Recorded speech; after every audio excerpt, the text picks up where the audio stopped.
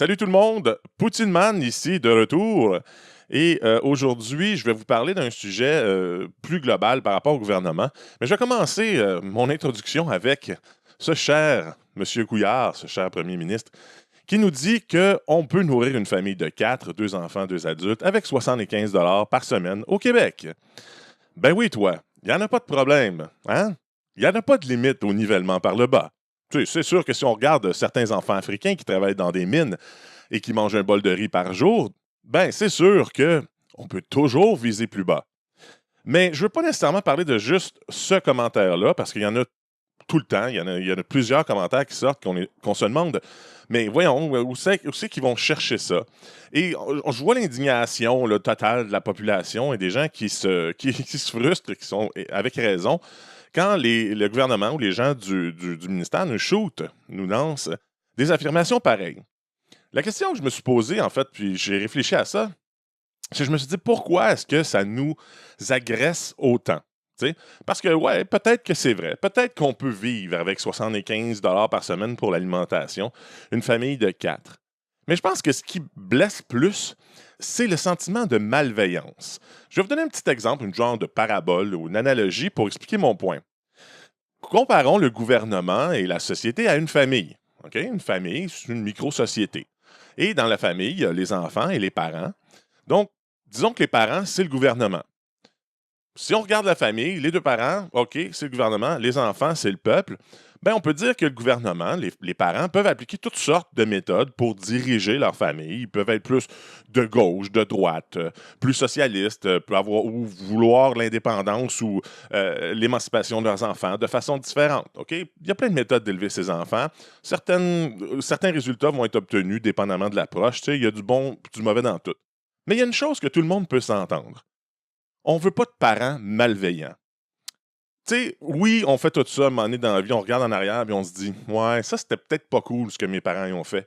Mais on sait que c'était pas malveillant. On sait que souvent c'était parce qu'il n'y avait pas eux autres même d'autres outils ou qui ont fait ça en pensant que ça serait bon pour nous, mais ils se sont trompés.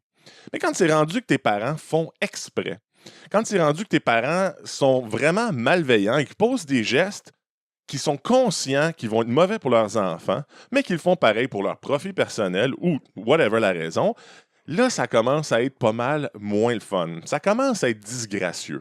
Donc, cette analogie-là, c'est pour dire que finalement, je pense que c'est ce qui frustre autant les gens, autant les gens de la société par rapport au gouvernement, c'est qu'on se fait shooter, on se fait lancer une phrase, ben, tu sais, tu peux nourrir ta famille avec 75 par semaine, mais toi, quel exemple donnes-tu, mon cher Couillard?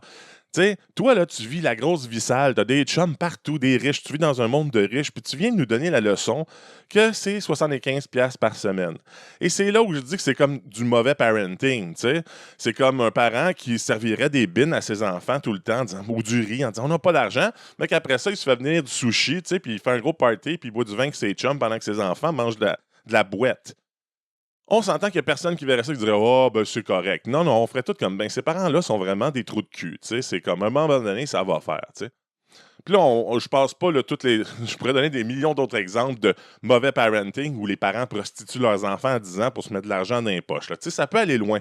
Mais je pense qu'overall, c'est ça le sentiment un peu qui fait qu'on est tanné, puis qu'on a l'impression qu'on veut plus voter, puis qu'on est frustré, puis qu'on dit que le gouvernement c'est de la merde, ça sert à rien. Parce que c'est ça, on n'a pas l'impression que vous êtes vraiment connecté avec le peuple. Vous êtes sur votre beau petit nuage, puis vous nous shootez des affaires, puis nous autres, on fait comme, ben voyons donc, et on ne se sent pas connecté. Donc, je termine en disant, moi, je pense que c'est une des raisons pourquoi j'aime beaucoup Québec solidaire, je ne m'en cache pas, c'est que je trouve ils sont plus modernes, ils mettent de l'avant des vidéos, on dirait qu'ils parlent avec le peuple, ils sont sur les médias sociaux, moi, je les sens plus connectés avec le peuple. C'est pas parfait, mais c'est déjà un début. Donc, moi, c'est un peu ça le commentaire que j'enverrais. C'est comme, essayez donc de trouver des moyens de connecter avec la population, d'être plus humain, d'être plus proche, plus à l'écoute. Puis, tu sais, on aurait peut-être l'impression que ça sert en quelque chose, la politique puis le gouvernement. Fait que donc, je termine en disant, ben si vous trouvez que j'ai raison ou j'ai tort, peu importe, vous pouvez en débattre, je trouve ça intéressant. Mais évidemment, partagez le vidéo si vous trouvez que j'amène quelque chose d'intéressant. Toujours le fun d'avoir vos commentaires. Donc, voilà, merci. Et si vous voulez que j'en fasse d'autres, ben, abonnez-vous à Poutine Man sur Facebook ou sur YouTube. Merci. Bye.